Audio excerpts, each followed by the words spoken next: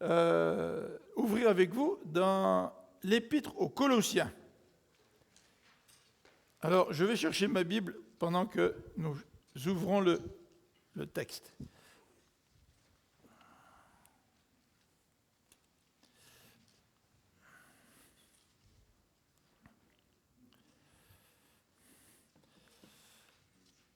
Voilà, Colossiens, au chapitre 3.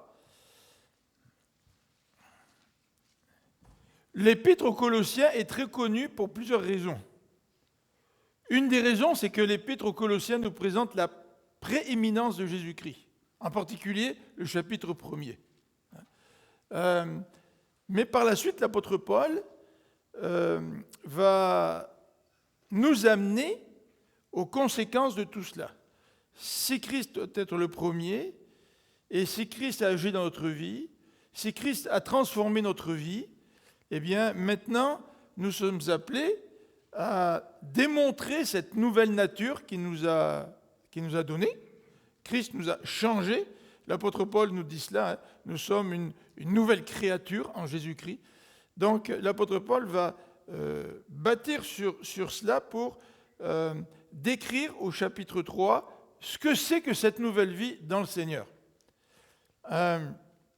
Vous savez que c'est très très révoltant d'entendre des gens qui prétendent être chrétiens et qui n'ont pas le comportement d'un chrétien et qui ne vivent pas en disciples de Jésus-Christ. Ils ne vivent pas selon cette nouvelle nature qu'ils ont reçue. Donc c'est une anomalie. Ça ne va pas ensemble. C'est illogique. Ça ne peut pas fonctionner. Tu ne peux pas dire que tu es un disciple de Christ et vivre comme tu vivais avant. Donc si nous sommes maintenant disciples de Christ, nous avons une nouvelle vie. Donc cette nouvelle vie doit se manifester. Et c'est ce qui est décrit dans le chapitre 3 de Colossiens. Donc nous allons voir les versets 1 à 17. Et moi, je vais faire la première partie, c'est-à-dire les versets 1 à 4. Eduardo va nous présenter les versets suivants, c'est-à-dire les versets 5 à 15. Et moi, je reviendrai pour terminer avec 16 et 17. Donc, on va lire par bloc. Je vais lire d'abord le premier bloc que je vais vous présenter, les versets 1 à 4. Donc, nous lisons dans la version de la Bible du Semeur. Mais vous êtes aussi ressuscités avec Christ. Les Bibles plus anciennes nous disent « Mais si vous êtes ressuscités avec Christ », ou on pourrait traduire « Mais puisque vous êtes ressuscités avec Christ ». Et la Bible du Semeur décide de traduire en faisant une affirmation dès le début. C'est pas une hypothèse un peu floue, là. Quand Paul dit « Si vous êtes ressuscités avec Christ », ça veut dire vraiment « Puisque vous êtes ressuscités avec Christ ». Voilà. À cause de cela, vous allez comprendre ce que je vous dis par la suite, dit Paul. Mais vous êtes aussi ressuscités avec Christ. Recherchez donc les réalités d'en haut, là où se trouve Christ, qui siège à la droite de Dieu. De toute votre pensée, tendez vers les réalités d'en haut, et non vers celles qui appartiennent à la terre. Car vous êtes morts, et votre vie est cachée avec Christ en Dieu. Lorsque Christ apparaîtra, lui qui est votre vie, alors vous paraîtrez vous aussi avec lui dans la gloire. Alors le titre qu'on a donné à cette présentation de ce matin, à cette prédication, c'est celui-ci. Nous sommes ressuscités avec Christ. Et si nous sommes ressuscités avec Christ, il y a des conséquences. Et on va voir un petit peu la première conséquence qui nous est décrite, ou les deux premières conséquences qui nous sont décrites dans les versets 1 à 4. Ensuite, Eduardo va regarder les conséquences, mais à ce niveau, au niveau pratique, dans notre vie. Dans les versets 1 à 4, ce sont des conséquences qu'on dirait plutôt, qui touchent plutôt notre statut. Il va mettre l'accent sur notre statut, sur une certaine démarche. Mais dans les versets 5 à 15, Paul va être encore plus concret. D'accord ? Ça, c'est la partie qu'Eduardo va nous présenter. Et on va conclure avec les versets 16 à 17. Si nous sommes ressuscités, eh bien, en tant que peuple de Dieu ressuscité ensemble, nous sommes appelés à grandir ensemble et à grandir ensemble pour la gloire de Dieu. Donc ça sera un petit peu notre conclusion. Alors, premier élément, si nous sommes ressuscités avec Christ, puisque nous le sommes, ok ? Puisque nous sommes ressuscités avec Christ, ou pour reprendre les anciennes versions, si nous sommes ressuscités avec Christ, eh bien, Paul nous dit, dans les versets 1 et 2, « Préoccupons-nous des choses d'en haut ». Vous savez qu'est-ce que ça veut dire, se préoccuper ? Ça veut dire que c'est notre, en quelque sorte, souci. Souci n'est pas nécessairement un terme négatif. Hein. Oui, parfois, je me fais du souci. Parfois, on s'en fait trop. Mais se soucier de quelque chose, ça veut dire que tu as à cœur quelque chose. Donc, ce que Paul veut dire ici, c'est qu'il nous encourage, puisque nous sommes ressuscités, à nous préoccuper des choses d'en haut. Et il indique au verset 1er cette réalité. Pourquoi nous préoccuper des choses d'en haut ? C'est que nous sommes passés par une réalité dans notre vie. Il y a quelque chose qui est réel. C'est que nous sommes ressuscités avec Christ. Même si nous vivons aujourd'hui dans un corps périssable, nous sommes associés, nous dit Paul dans l'Épître aux Romains, à Christ par sa mort et sa résurrection. C'est-à-dire, Paul dit dans Romains chapitre 6, nous avons été crucifiés avec Christ. Ça veut dire que notre ancienne nature, elle est morte.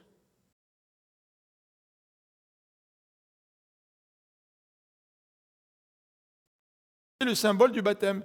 Lorsque nous sommes plongés dans l'eau, nous mourons à notre ancienne vie, c'est le symbole. Et quand nous ressortons pour une nouvelle vie. Donc Paul nous dit ici que nous sommes donc associés à Christ dans la vie de Christ.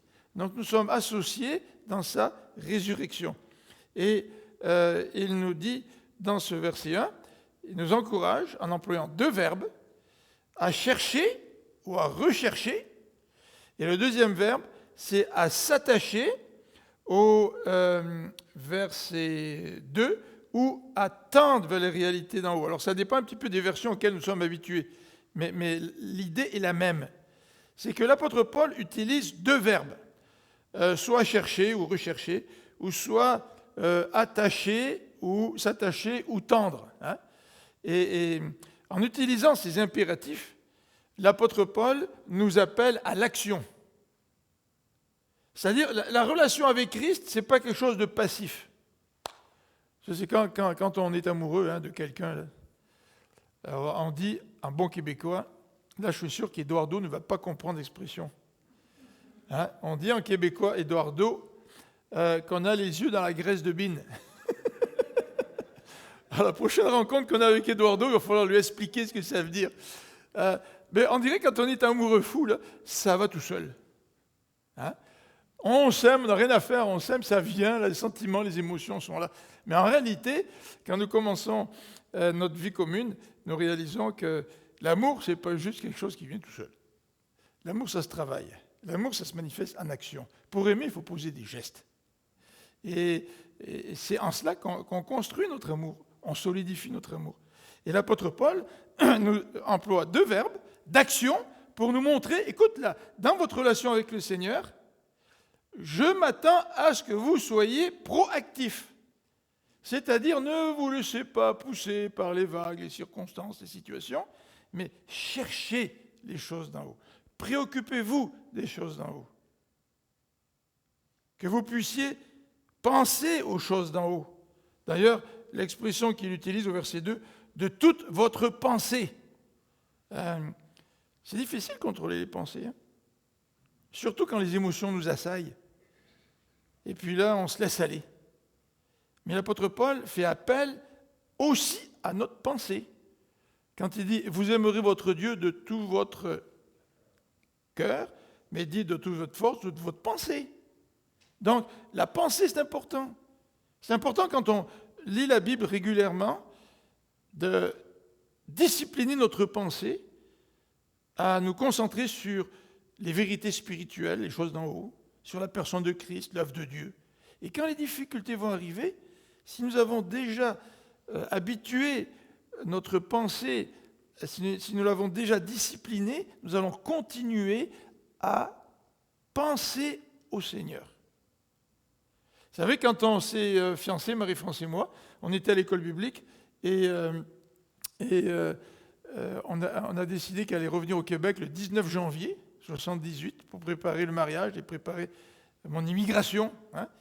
Et à l'époque, il n'y avait pas Internet, il n'y avait pas WhatsApp, et puis il n'y avait pas Skype. Et on essayait de s'écrire. Mais malheureusement, peu de temps après son départ au Québec, il y a eu une grève des postes. Ça tombe bien, hein, une grève des postes pendant plusieurs semaines. Et si ton amour, si tes liens reposent sur les émotions, peut-être que l'épreuve, tu ne passeras pas à travers. Mais le téléphone, à l'époque, coûtait cher. Et puis on était étudiants, donc on ne s'appelait pas. Tu sais. Mais on pensait l'un à l'autre. Notre cœur était avec l'autre. Est-ce que c'est le cas pour chacun d'entre nous aujourd'hui? Parce que nous sommes ressuscités avec Christ. Nous avons la vie de Christ. Dans les versets 3 à 4, nous voyons une autre conséquence à cette résurrection, à cette réalité. Nous sommes ressuscités avec Christ. Lorsque nous acceptons le Seigneur dans notre vie, lorsque nous acceptons de le suivre, lorsque nous acceptons d'être son disciple, hein, nous sommes ressuscités avec lui. Et le verset 3 et 4 nous dit, vous êtes morts. Oui, Christ est mort, nous aussi on est morts. Mais notre vie maintenant, elle est en Christ. On a une nouvelle vie. On a une vie de disciple. Et on a la vie de Christ. Parce que Christ est mort et ressuscité, nous pouvons mourir au péché, puis vivre une nouvelle vie. Nous pouvons vivre une résurrection. Et Paul va expliquer que cette nouvelle vie que nous vivons, c'est une vie qui est cachée avec Christ en Dieu. Ça, c'est quelque chose de difficile à comprendre. Notre vie est cachée en Christ, mais en Dieu. Quand nous devenons enfants de Dieu, nous appartenons à Dieu. Nous sommes en lui. Et nous sommes en Dieu au travers de Jésus, au travers de sa vie, au travers de son sacrifice. Donc, je suis ressuscité avec Christ. Ma vie maintenant, c'est la vie de Christ. Parce que Christ est en moi. Est-ce que je reflète cette vie-là? Eduardo va nous en parler dans une couple de minutes. Alors, le verset 3a nous dit, vous êtes morts. Donc là, on peut faire un petit exercice. Là. Sortez votre petit miroir, là, mesdames, qui vous sert à vous maquiller. Puis là, vous regardez ce matin. Je suis mort. Oui, je suis mort à mon ancienne vie. Maintenant, je vis en Christ, parce que ma vie est cachée en Christ. Et c'est pour cela qu'au verset 4, le texte nous dit ceci, au verset 4, lorsque Christ apparaîtra, lui qui va revenir, hein, lorsque Christ apparaîtra, lui qui est votre vie, parce que la vie que j'ai en tant qu'enfant de Dieu, c'est la vie de Christ. Ce n'est pas une nouvelle vie que moi j'ai, que Christ m'a donnée, qui reposerait en moi. Non. La nouvelle vie que j'ai, c'est la nouvelle vie que Christ a, et il me la donne, cette nouvelle vie. Et quand Christ va apparaître, lui qui est notre vie, nous aussi, on va apparaître avec lui dans la gloire. Ce ne sera pas la petite vie d'aujourd'hui. Non, je ne parle pas de l'émission à la télévision, la petite vie. Là. Mais ce ne sera pas la petite vie qu'on a avec toutes nos misères, nos difficultés, nos problèmes. Une vie qui va être marquée par la gloire de Dieu. Je vais participer à cette gloire-là, moi. Pourquoi? Parce que je suis ressuscité. Alors ça, c'est une motivation extraordinaire qui nous amène à une application pratique qu'Eduardo va maintenant faire pour nous. Donc, Eduardo, je ne te vois pas encore, mais à toi la parole. Merci, Philippe. Bonjour, chers frères et sœurs de l'Église de Jésus. C'est toujours un plaisir de partager la parole de Dieu avec vous. D'abord, nous allons réfléchir à certaines choses pratiques, certaines conséquences pratiques d'être ressuscité avec Christ. Le premier est que parce que nous sommes ressuscités avec Christ, nous nous débarrassons de tout ce qui appartient à la terre. Après que l'apôtre Paul a dit au verset 3 que nous sommes morts, il continuera à développer cette idée à partir du verset 5.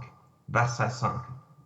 Faites donc mourir tous ceux qui dans votre vie appartiennent à la terre, c'est-à-dire l'inconduite, l'impureté, les passions incontrôlées, les désirs mauvais et la soif de posséder, qui est une idolâtrie. Paul nous mettra au défi de faire mourir notre nature terrestre. Il énumérera certaines choses comme l'inconduite, l'impureté, etc. Il illustre enfin certains des péchés de notre nature terrestre. Mais ce n'est pas une liste fermée de péchés plus graves. Ce sont quelques exemples des péchés que nous avons commis. Ce sont des exemples de désirs qui sont dans le cœur humain.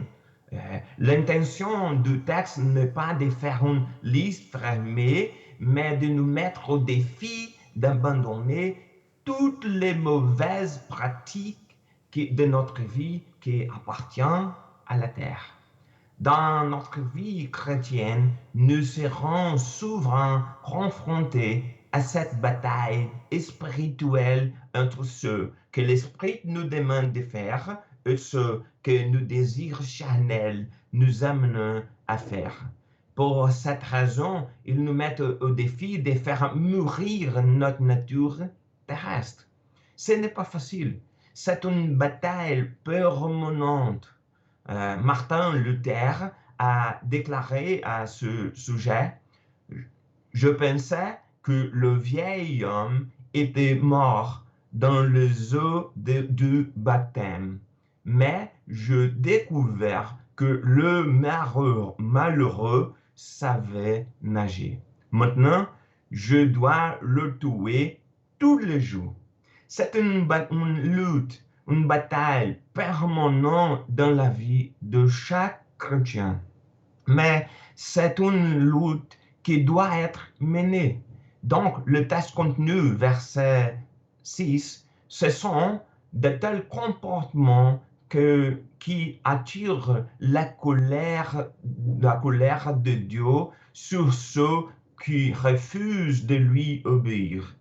Et, verset 7, et vous-même aussi, vous commettiez ces péchés autrefois lorsqu'ils faisaient votre vie. C'est très grave. C'est le genre de comportement qui allume la colère de Dieu sur les enfants de la désobéissance. Nous sommes habitués à penser et à réfléchir sur l'amour de Dieu.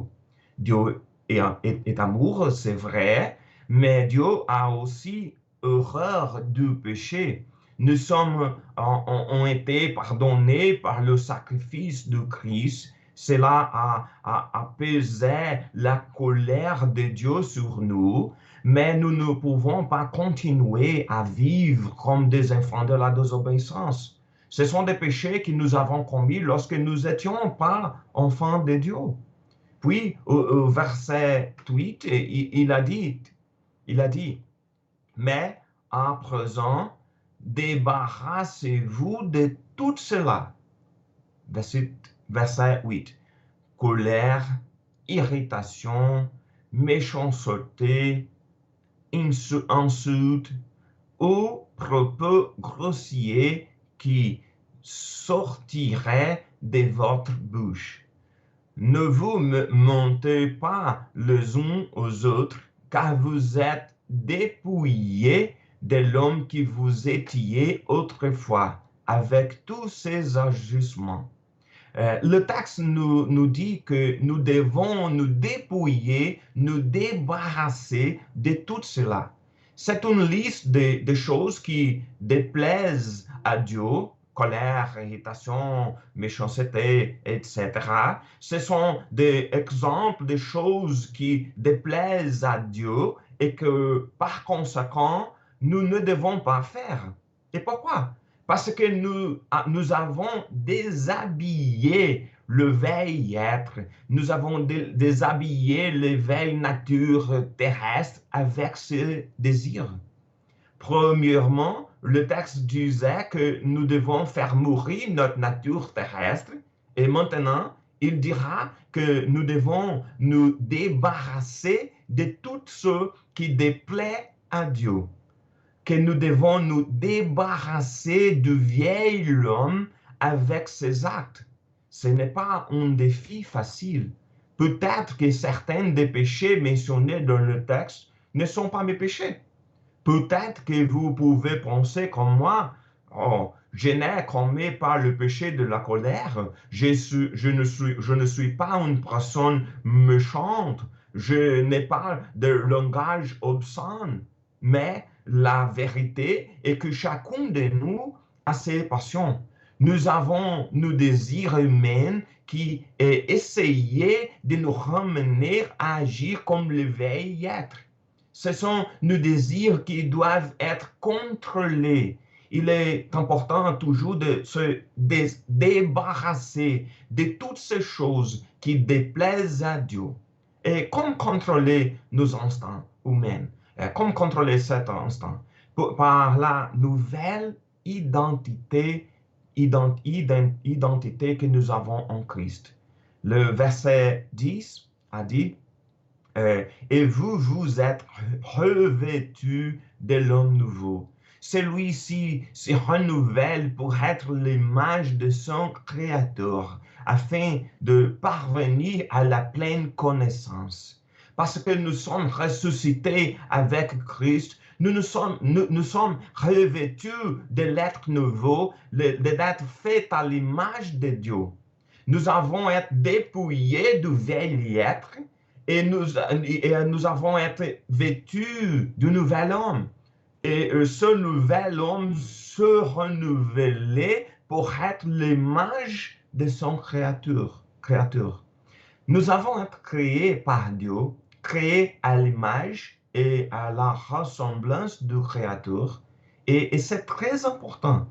Dans le premier chapitre de Genèse, l'être humain est la dernière des créations de Dieu, c'est-à-dire la plus importante, la couronne de la création, comme nous le lisons dans le psaume 8. Ensuite, nous sommes la plus importante des créatures, mais jamais égale à Dieu, jamais au même niveau que Dieu. L'être humain a été créé pour être le représentant visible et corporel du Dieu invisible et incorporel. C'est précisément pour cette raison que Dieu interdit la réalisation d'images de sculptures pour la représentation de Dieu. Dieu a déjà une image dans laquelle il veut être reconnu, l'être humain. Cependant, en péchant contre le Créateur, notre nature a été corrompue.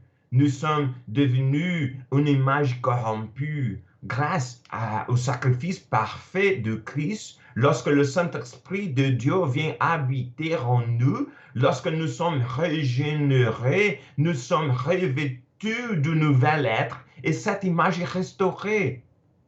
Au moment de ma conversion, j'ai été vêtu d'un nouvel homme fait à l'image et à la ressemblance de Dieu.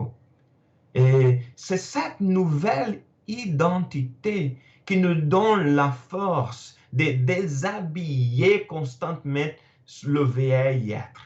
Mais le texte nous parle encore d'une autre merveille de notre nouvelle identité que nous avons en Christ. C'est que parce que nous sommes ressuscités en Christ, avec Christ, nous sommes le peuple de Dieu.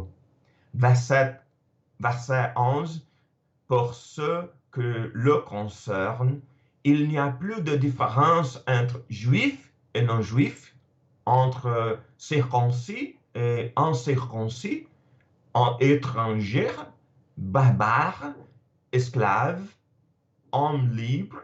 Il n'y a plus que Christ, lui qui est tout et en tous. Ces différences humaines n'existent plus devant Dieu. Devant Dieu, nous ne sommes ni juifs ni non-juifs. Nous ne sommes ni esclaves ni hommes libres. Nous ne sommes ni québécois ni français, ni brésiliens, ni haïtiens, ni américains, ni cubains. Nous ne sommes pas plusieurs peuples. Nous sommes un seul peuple, le peuple de Dieu. Toute différence humaine qui peut exister entre nous n'existe pas devant Dieu. Il n'y a plus que Christ, lui qui est tout et en tous. Comme le dit l'évangile de Jean 1, 12, que dit, certains pourtant l'ont accueilli, ils ont cru en lui. À tous ceux-là, il y a accordé le privilège de devenir enfants de Dieu. Nous sommes ceux qui ont cru. Nous avons eu le privilège de devenir enfants de Dieu. Nous sommes sa famille, nous sommes son peuple. Dieu nous regarde à travers le Christ. Dieu nous regarde à travers son sacrifice parfait. Revenant au texte de Colossiens chapitre 3, Paul parlera plus clairement de cette question d'être un peuple. Verset 12. Ainsi, puisque Dieu vous a choisi pour faire partie du peuple saint et qu'il vous aime, revêtez-vous d'ardente bonté, de bienveillance, d'humilité, de douceur, de patience. Et c'est pourquoi, en tant que peuple de Dieu, revêtons-nous des vertus de l'homme nouveau. Dieu nous a choisis pour faire partie de son peuple, et c'est un peuple saint. Quelle bénédiction! Dieu nous aime, c'est merveilleux. L'amour de Dieu pour nous en ayant envoyé son Fils pour mourir sur la croix pour nos péchés. L'amour d'avoir fait de nous son peuple, son Fils, sa famille. Quel grand amour! Et en conséquence de ce grand amour, revêtons-nous des vertus de l'être nouveau. Il est intéressant de noter que dans le texte, il nous dit que vous êtes dépouillés de l'homme terrestre et vous êtes revêtus de l'homme nouveau. De même, il pose le défi suivant. Débarrassez-vous des colères, irritations, etc. et revêtus d'ardente bonté, de bienveillance, d'humilité, de douceur, de patience. Tout comme la liste des péchés dans le verset précédent était exemplaire, cette liste des vertus est également un exemple des choses importantes qui doivent être faites. Cette partie du texte nous présente le même défi que la réflexion que nous avons faite sur les fruits de l'esprit il y a quelques semaines lors d'une rencontre de mercredi.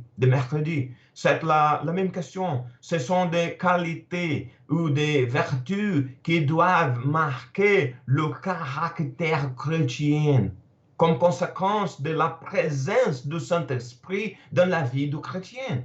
Dans le contexte de ce texte, ce sont des qualités qui doivent nous marquer parce que nous sommes ressuscités avec Christ, parce que nous faisons partie du peuple saint. Il est important d'avoir l'ardente bonté, d'avoir de bienveillance, d'avoir de l'humilité, d'avoir de la douceur, d'avoir de la patience. Ce sont des qualités que nous devons rechercher dans le Seigneur parce que nous avons été créés à son image. Le texte continue de nous interpeller au verset 13. Supportez-vous les uns les autres Et si l'un de vous a quelque chose à reprocher à un autre, pardonnez-vous mutuellement. Et le Seigneur vous a pardonné. Vous aussi, pardonnez-vous de la même manière. Ce petit verset pose deux défis majeurs. Supportez-vous les uns les autres et pardonnez-vous mutuellement. Il est souvent difficile de se tenir debout, de supporter ses propres difficultés et problèmes. On peut mal penser, si je ne supporte pas mes difficultés, comment puis-je aider et supporter mes frères? Le grand défi est de comprendre qu'en vérité, c'est Dieu qui nous soutient. Et comme nous sommes le corps de Christ, comme nous sommes son peuple saint, et il nous soutient afin que nous puissions nous soutenir les uns les autres. J'aide une première personne qui va aider une deuxième personne et qui par la suite m'aidera. Parce que c'est Dieu qui nous soutient, c'est Dieu qui soutient nous tous. Nous pouvons nous entraider. De plus, le texte dit, pardonnez-vous mutuellement. C'est autre défi. Le Seigneur vous a pardonné, vous aussi, pardonnez-vous de la même manière. C'est un plus grand défi. Selon la situation, il peut être facile ou très difficile de pardonner. Le modèle biblique du pardon, c'est le pardon de Dieu. C'est un modèle très élevé. Pardonner comme Dieu nous a pardonné fait du pardon un acte de grâce. Nous ne devons pas pardonner à quelqu'un parce qu'il mérite notre pardon, nous devons pardonner lui. Non, nous pardonnons parce que Dieu nous met au défi de le faire. Nous n'avons pas mérité le pardon de Dieu et il nous a pardonné. C'est une faveur non méritée. De la même manière, vous aussi pardonnez-vous de la même manière. C'est ça que le texte a dit. Maintenant, le texte nous interpelle au verset 14. Et par-dessus tout cela, revêtez-vous de l'amour qui est le lien par excellence. En tant que peuple de Dieu, en tant que corps de Christ, nous devons être unis. Nous devons être ensemble. L'amour est le lien parfait. L'amour est le lien par excellence pour nous garder forts et unis. Lorsque Jésus-Christ a été interrogé sur les plus grands commandements, il a résumé toute la loi pour l'amour. L'amour pour Dieu et pour le prochain. Dieu est la source de l'amour. C'est-à-dire que nous aimons parce que Dieu est amour et nous a créés à son image. Donc, pour bien refléter l'image de Dieu, notre défi est d'aimer comme Dieu aime. C'est un amour désintéressé qui aime même ses ennemis. C'est très difficile. Mais si nous sommes un peuple saint, le peuple de Dieu, nous devons être marqués par cet amour. Que l'amour de Dieu dans nos vies déborde dans la vie des autres. Enfin, le verset 15 dit que la paix instaurée par Christ gouverne vos décisions. Car c'est à cette paix que Dieu vous a appelé pour former un seul corps. Soyez reconnaissants. Parce que nous sommes ressuscités avec Christ. Parce que nous sommes le peuple de Dieu. Nous devons être guidés par lui. Le Christ doit gouverner toutes les décisions de ma vie toutes nos décisions en tant que son peuple, en tant que son Église. Pour cela, Dieu nous donnait la paix de Christ pour nous gouverner. Le défi est d'avoir la paix et de vivre en paix en toutes circonstances. Paix pour savoir que le Seigneur règne souverain sur toutes choses. Il règne souverain sur son peuple, sur ma vie, sur votre vie. Il règne souverain. Que cette conviction que nous sommes son peuple, que nous sommes ressuscités avec Christ, nous conduise à toujours être reconnaissants. Que Dieu nous bénisse dans ces grands défis de sa parole. Philippe.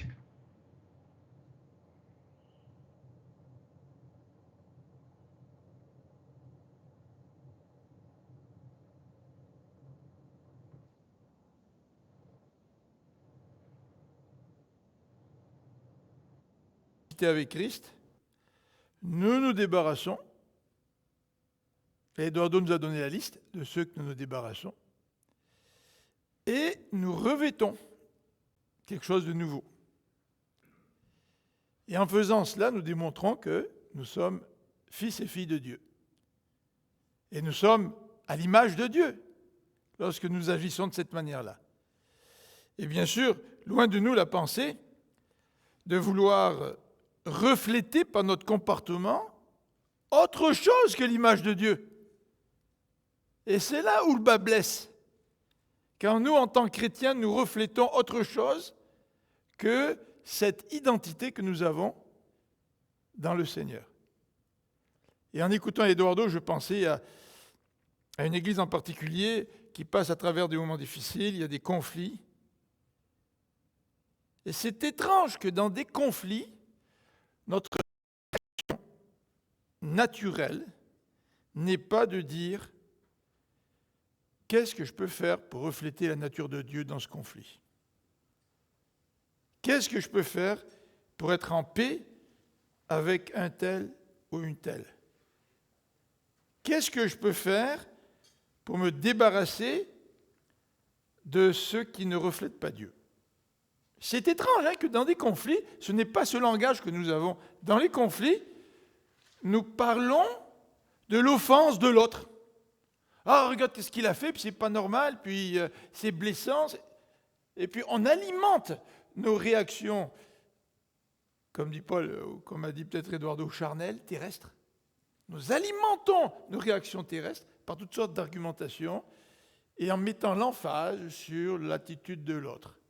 Au lieu de se dire, je suis ressuscité avec Christ, comment est-ce que je peux refléter cette nouvelle nature dans mes relations là ?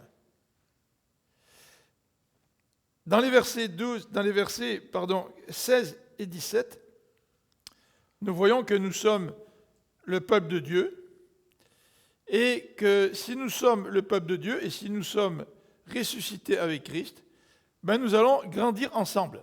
Lisons le verset 16. Le verset 16 nous dit il faut que je sois au chapitre 3, ce sera plus facile. Voilà, verset 16.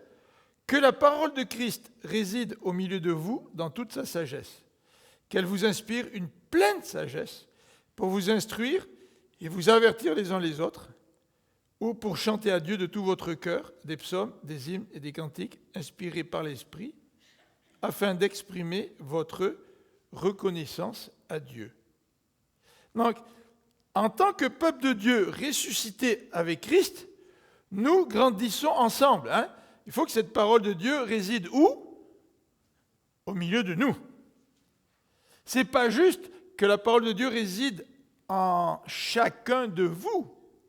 C'est aussi qu'elle réside au milieu de vous. C'est-à-dire que l'application de la parole de Dieu se voit dans la vie communautaire. Et grandir ensemble, c'est évidemment grandir ensemble dans la parole de Dieu.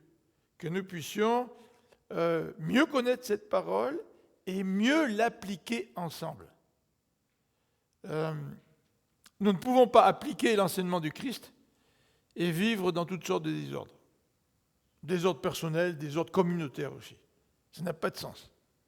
Et ce verset nous présente non seulement le moyen, mais aussi Paul nous incite à l'action. Encore une fois, il y avait des verbes d'action dans les 4 premiers versets, hein, rechercher, aspirer, tendre, etc. Et là, l'apôtre Paul nous présente d'autres verbes d'action en nous disant que cette parole, vous voyez, c'est la parole qui est là, hein, c'est le moyen là, c'est la source, que cette parole vous instruise, qu'elle vous inspire une pleine sagesse pour vous instruire et vous avertir les uns les autres. Donc, cette parole est le moyen par lequel nous pouvons nous instruire et nous exhorter les uns les autres. Quand je veux exhorter quelqu'un, ou quand je veux encourager quelqu'un, quand je veux instruire quelqu'un, ce qui doit ressortir, c'est l'enseignement de la parole. Les principes de la parole de Dieu. Et remarquez ce que dit ce verset-là. Moi, ça m'a assez frappé quand je l'ai vu, parce qu'il y a souvent des gens qui essaient de se réaliser en s'octroyant des responsabilités. Ah, moi, je vais reprendre quelqu'un. Moi, je vais instruire quelqu'un. Moi, je vais avertir quelqu'un. Mais le texte nous dit ici que cet avertissement, cette instruction, ou cette pleine sagesse, elle se fait par les chants. Regardez, pour chanter à Dieu de tout votre cœur, des psaumes, des hymnes, des cantiques inspirés par l'Esprit. Par les chants. Pourquoi nous trouvons ça difficile de ne pas pouvoir chanter ? J'espère que ce n'est pas juste parce qu'on est des êtres émotionnels puis qu'on aime bien ça, participer avec un orchestre et chanter quand l'orchestre joue. Mais j'espère que c'est bien plus que cela. C'est parce qu'à travers les chants, nous nous instruisons. Nous nous encourageons les uns les autres. En fait, quand on chante en tant qu'Église, on est moins tenté de vouloir se présenter comme supérieur aux autres en leur disant quoi faire. Parce que souvent, dans notre tentative maladroite d'exhorter ou d'enseigner, on aboutit à ça. On se présente un peu comme les meilleurs. Moi, je vais te dire quoi faire. Mais à travers les chants, c'est une façon de pouvoir s'instruire et de s'encourager qui passe peut-être beaucoup mieux que parfois dans nos tentatives maladroites de nous parler les uns les autres. Le verset 17. Ceci n'exclut pas évidemment notre responsabilité de nous parler les uns les autres. Mais bien sûr que lorsque nous voulons reprendre quelqu'un, l'apôtre Paul nous dit « faites attention de ne pas être coupable vous-même ». Il y a toutes sortes de dangers quand on veut reprendre quelqu'un et qu'on se prétend meilleur que quelqu'un. Tu sais. Au verset 17, le texte nous dit... Attendez, avant le verset 17, j'ai oublié un élément important dans le verset 16. Donc, l'apôtre Paul nous encourage donc de s'instruire mutuellement, de nous exhorter mutuellement aussi par les chants, mais aussi il dit que tout cela, ce processus, a pour but d'exprimer notre reconnaissance à Dieu. C'est intéressant de voir qu'à travers les chants, à travers l'utilisation de la parole, c'est un moyen aussi d'exprimer notre reconnaissance à Dieu. Ne pas vivre conformément à la parole de Dieu, c'est offenser Dieu. Et quand je prends la parole de Dieu au sérieux, que je veux l'appliquer dans ma vie, que dans notre Église, nous nous instruisons, nous nous encourageons nous-mêmes, motivés par cette parole, motivés poussés par ces chants, ces louanges, eh bien, nous aboutissons à une reconnaissance envers Dieu. Pourquoi ? Parce que Dieu agit à travers nous. Nous comprenons ce que la parole dit, nous appliquons la parole de Dieu, nous le faisons ensemble, et ça nous amène à une reconnaissance envers Dieu. Donc, verset 17, dernier élément que nous voudrions citer avant de conclure, c'est que, en tant que peuple de Dieu ressuscité avec Christ, nous grandissons ensemble, oui, mais nous grandissons ensemble, nous dit le verset 17, pour sa gloire. Nous avons l'impression parfois que lorsque nous parlons de ministère d'Église, nous avons parfois l'impression que nous parlons de royaume d'êtres humains, où nous mettons de l'avant les œuvres de quelqu'un, d'un leader, ou les œuvres d'une église, au lieu de mettre de l'avant notre Seigneur Jésus pour sa gloire. Verset 17, dans tout ce que vous pouvez dire ou faire, agissez au nom du Seigneur Jésus, en remerciant Dieu, le Père, par lui. En tant que peuple ressuscité avec Christ, nous grandissons ensemble pour sa gloire. Nous ne grandissons pas ensemble pour nous retrouver en tête des statistiques de croissance des églises de notre association. Nous ne grandissons pas ensemble pour nous satisfaire de la manière dont nous accomplissions certains ministères, parce que nous, on l'a à faire. On sait comment ça marche. Regardez ce qu'on fait. Mais nous grandissons ensemble pour pouvoir remercier Dieu lui-même, Dieu le Père. Dans tout ce que nous faisons, nous agissons au nom du Seigneur Jésus pour rendre gloire à Dieu. Alors, quel est le moyen, puisque nous sommes ressuscités avec Dieu, avec Christ, quel est le moyen de grandir pour sa gloire ? C'est au travers de nos actes et de nos paroles, dans tout ce que nous pouvons dire ou faire. C'est ahurissant de voir comment l'être humain peut dire quelque chose et faire complètement le contraire. Et nous voyons, nous l'avons vu, et nous le voyons notamment dans le domaine politique. Et c'est peut-être pour ça qu'on est très désabusé vis-à-vis de la politique. Mais certains agissent d'une façon ou parlent d'une façon et agissent exactement l'inverse. Et puis ils voudraient vous faire croire que ce qu'ils font est autre chose que ce qu'ils font. Mais c'est aberrant de voir ça. C'est aberrant de voir comment l'être humain accorde si peu d'importance à la véracité de ses paroles. Et de voir que ça se fait avec tellement de légèreté. C'est incroyable. D'un côté, tu peux dire que tu aimes quelqu'un, et de l'autre côté, tu tapes dessus, puis tu continues à dire que tu l'aimes. Ça n'a pas de sens. C'est ce genre de discours qu'on entend aujourd'hui.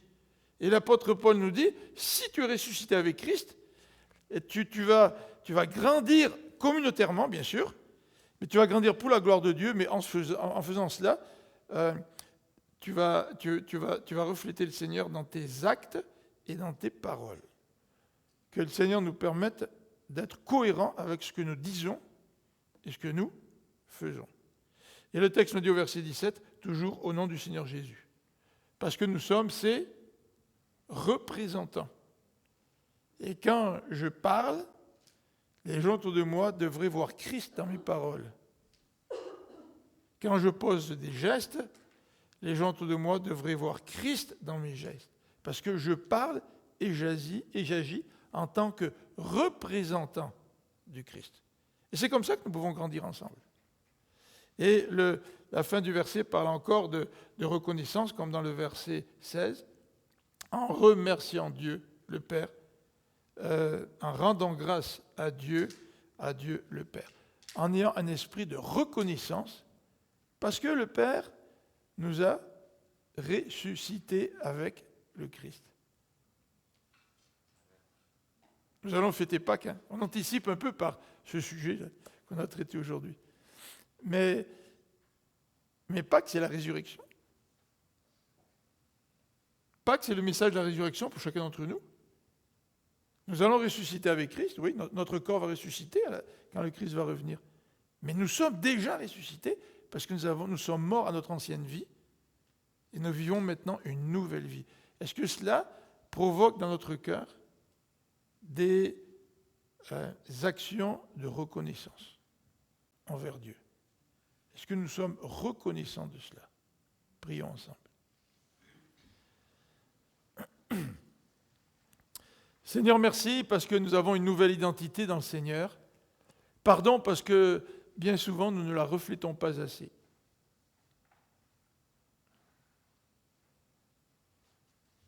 Mais ce matin, tu nous rappelles qui nous sommes et tu nous dis, vivez selon ce que vous êtes. Vous êtes une nouvelle création, une nouvelle créature.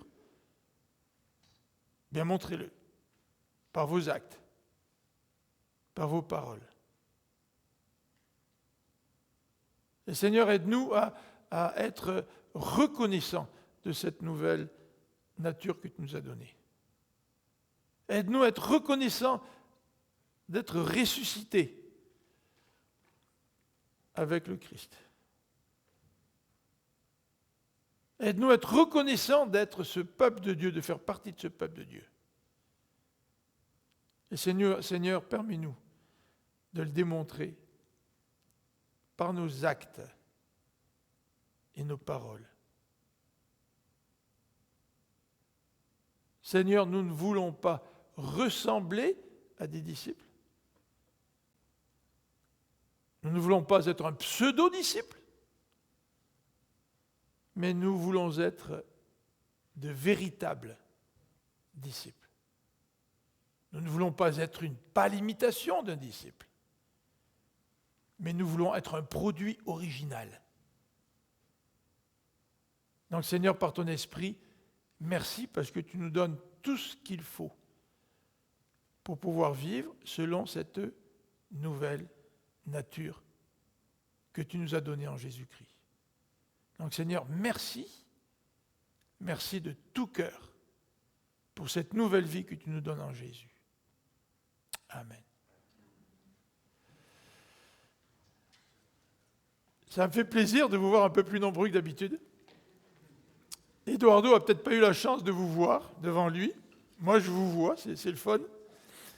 Et on espère que les choses vont s'améliorer. Mais continuons à prier pour la situation non seulement du Québec, de notre pays, mais aussi de l'ensemble du monde. On a encore une période difficile à passer. Et soyons encore prudents, puis que Dieu nous garde et nous protège. Donc que la paix de Dieu vous accompagne et que sa joie aussi vous accompagne, n'est-ce pas? Et que nous soyons reconnaissants parce qu'il fait de nous des êtres nouveaux. Alors que la grâce de Dieu soit avec nous tous. Bon dimanche.